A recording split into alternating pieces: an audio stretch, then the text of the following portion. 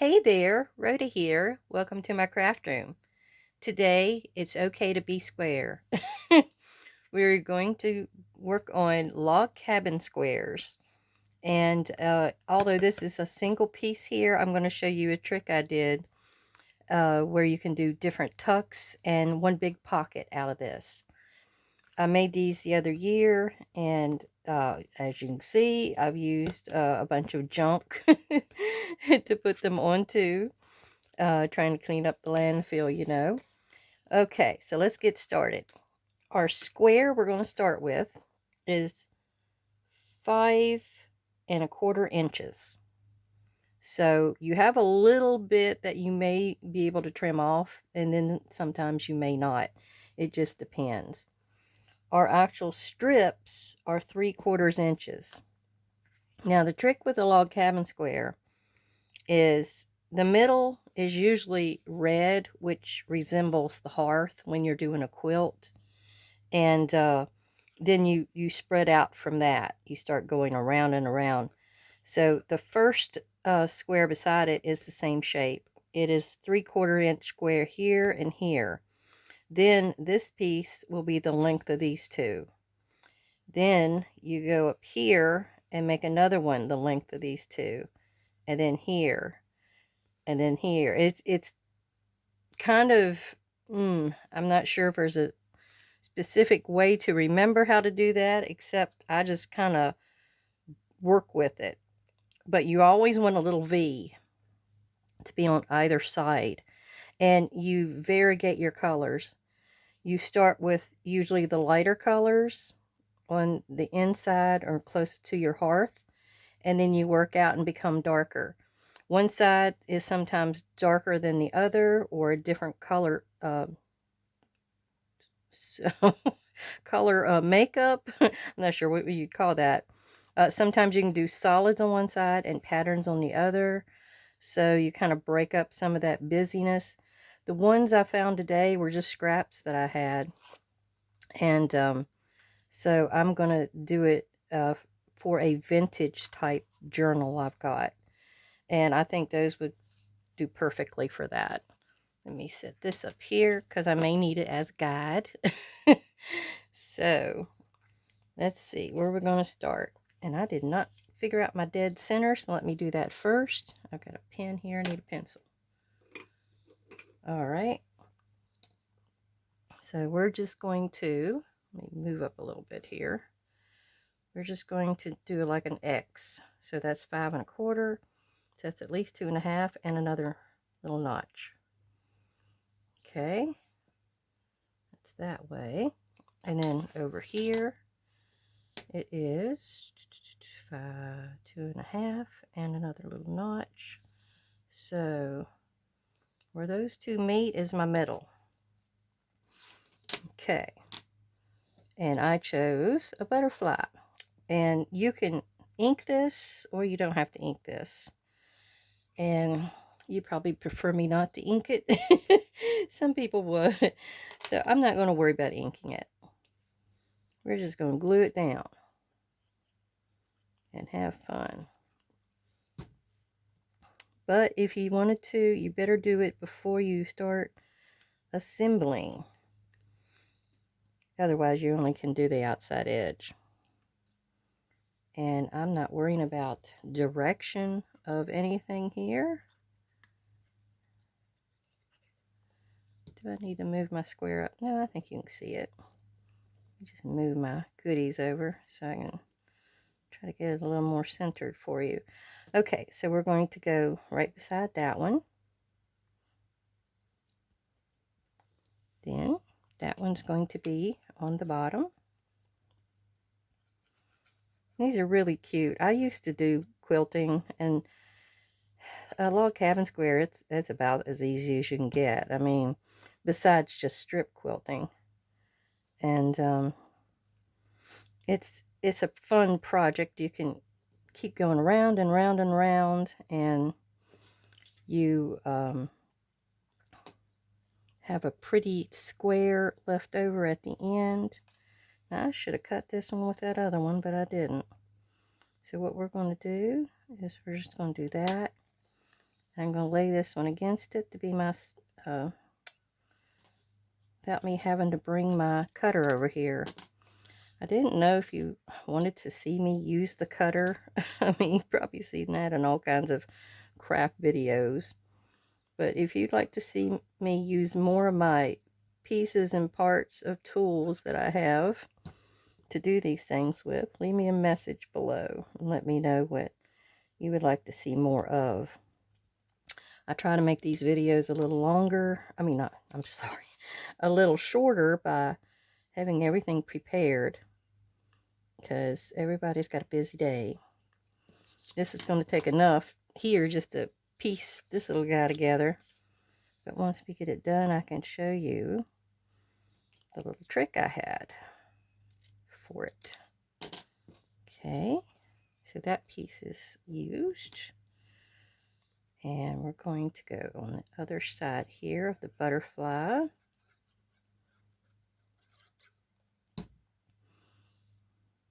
And you can see how it's coming together. And I'm using scraps because I had plenty of them. And so you just can go to town using up all those strips that you have. And I made quite a few here, as you can see. Did I pay attention? There we go. I lost my spot. Yeah, back in the 90s and stuff, I was sewing. I had all kinds of quilts. And I got into genealogy, and that's all she wrote. I didn't have time for anything else. That takes lots of your time. And it's kind of suffering now that I've gotten into junk journaling. Oh well. Did I do that right? I think I'm going on the wrong side of everybody, but oh well. We're just going to go with it. I think this was supposed to be for the left side, not the right side. I think I'm going to just try it with cutting it, laying something on there. If I'm that bad. Oh, okay. That one's used. Pretty little music notes. We're going to make sure they go up. I hope everybody's doing well today and thinking of crafting and getting in there and creating. Now you can see how I'm a little wiggly down there on that bottom edge. You can overlap just a tad if you need to. There we go. And see, I'm kind of running out of room. I kind of don't have too much, but enough for one more layer down there. Okay, let me do my thing right under the 6. Oh, I had a rash of doing these quilt related style pieces, and I have another one I need to show you that it's kind of cool. It's I've always loved a cathedral window. Is that this side I'm supposed to go to? We're going to do this side. Yeah, I think it's where you're going to make your little squarey thing, or your piece comes out. That's that maybe that's it. There's a rhyme or a reason to this. I know there is. Okay. Now that one, I need to make me a mark.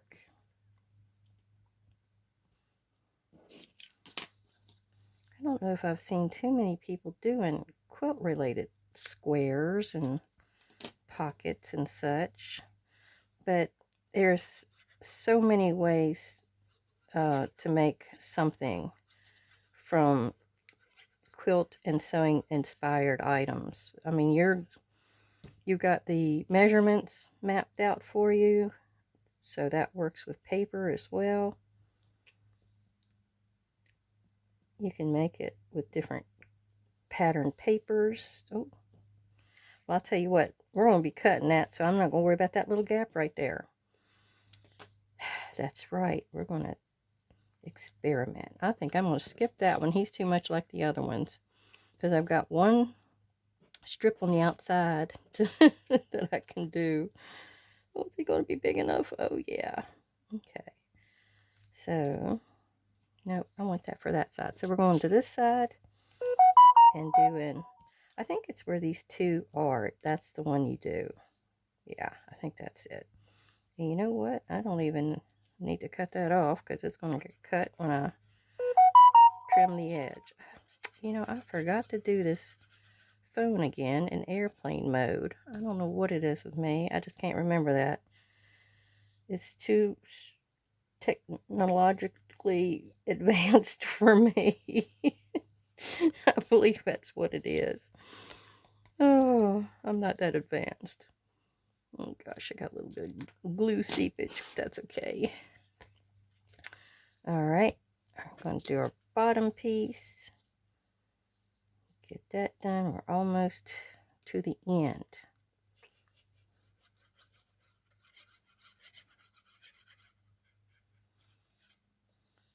It's hard to explain how to do these, but I've done them so many times, I guess it's just secondhand nature. Oh, wait a minute. I didn't even match that up. There we go.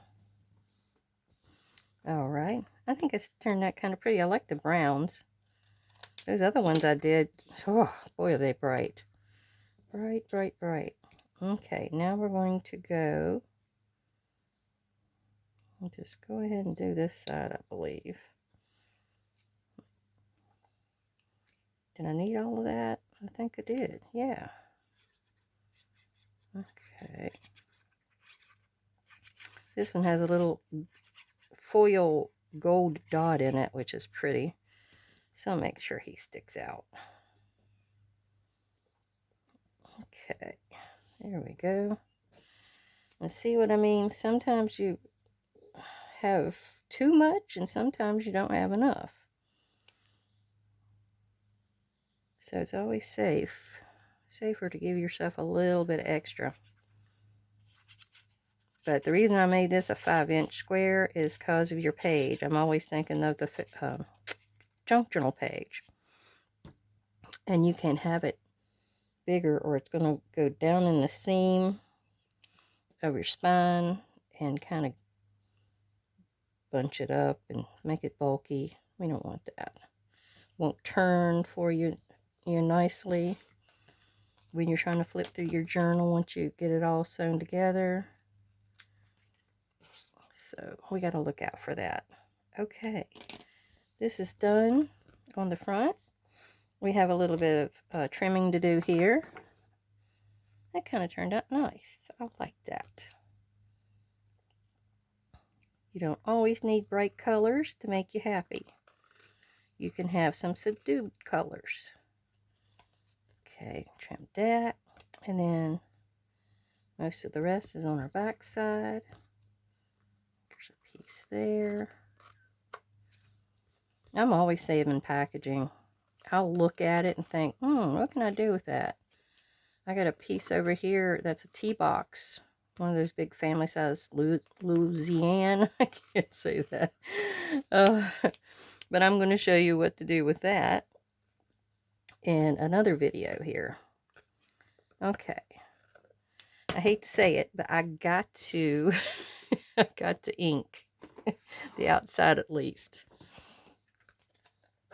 And I may go with ground espresso down here. Let me go with that one, because that's going to make it show up a little better against these patterns I've got going. I think I forgot to change my sponge. All my little black specks are coming off of it. Poor thing. These don't last very long when you use vintage photo as often as some of us crafters do.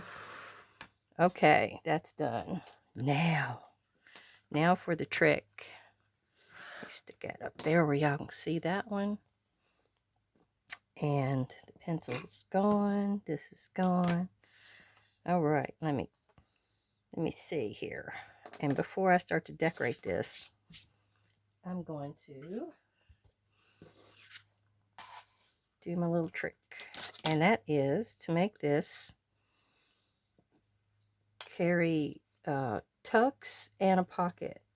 So we want to cut this one definitely because it's got a little bit of a gap there. And oops, I think I hit my camera with my head.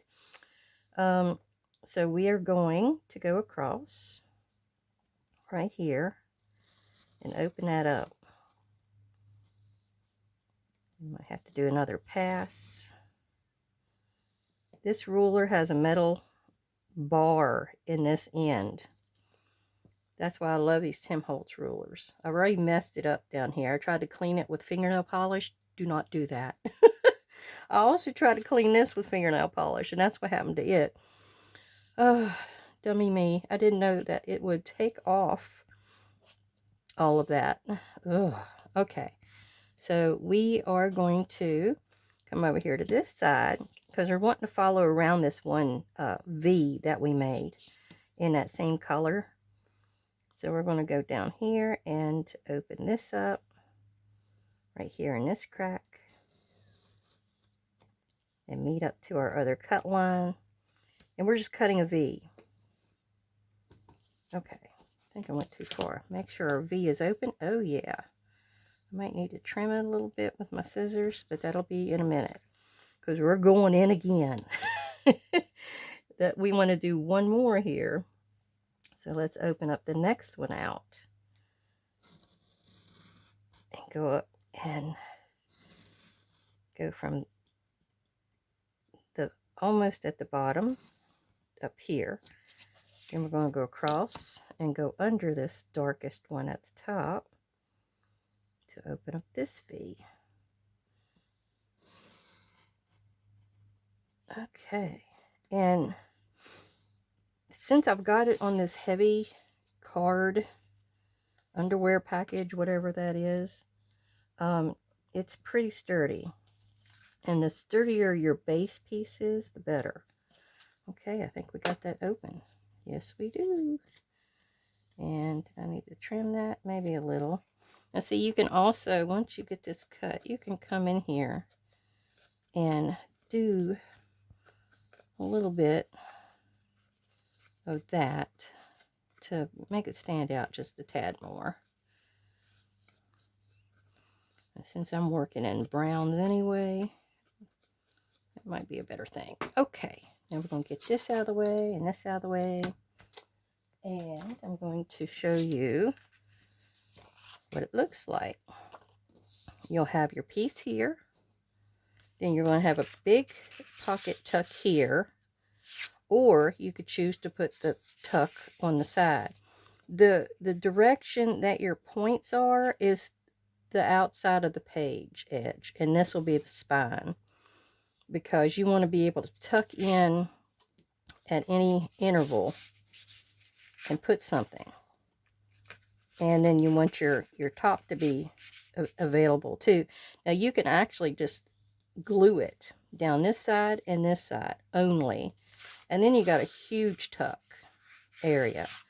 And, you know, in triplicate. In triplicate. That's a good way of doing that. But if you needed to trim a little bit more around some of the edges, I mean, go ahead and do that. But see, you can put larger things in here. And I think I was supposed to go all the way down here. I didn't do it because you can see I did it on that side. So yes, be sure to make them mirror each other. But I thought that was kind of a neat idea. And it gave you a different kind of a tuck spot. So if you like this video, please give me a thumbs up and subscribe. And I would really appreciate hearing any comments about this, and if you would like to see more quilting related items. Thank you very much, and you have a great day.